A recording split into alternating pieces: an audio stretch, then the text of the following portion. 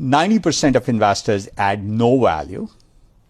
In my assessment, 70% of investors add negative value to a company. That means they're advising a company when they haven't earned the right to advise an entrepreneur. So some of the junior people here, when they ask me, hey, at this other firm, young people are going on boards, can I be on a board? I say, you haven't earned the right to advise an entrepreneur. Just because you got an MBA and joined a venture firm doesn't mean you're qualified to advise an entrepreneur.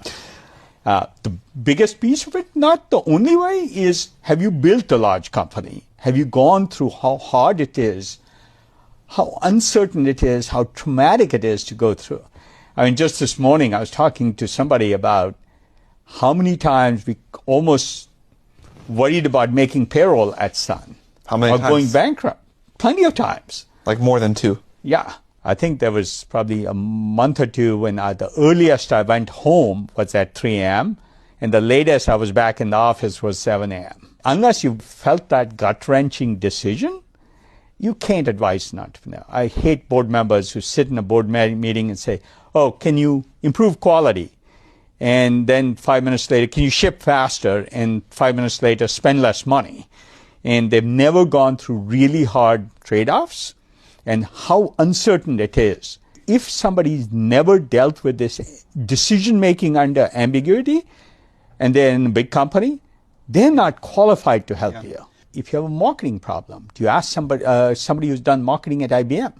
They've never dealt with things where the market isn't established. It's incremental year to year, 5% improvement is what they're shooting for.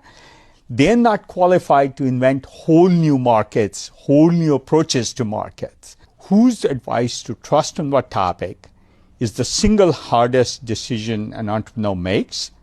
It's also where the right investors can really help you. I had an argument just last week with another co-investor. In a healthcare company, they wanted this healthcare person who had never dealt with change beyond 2% a year.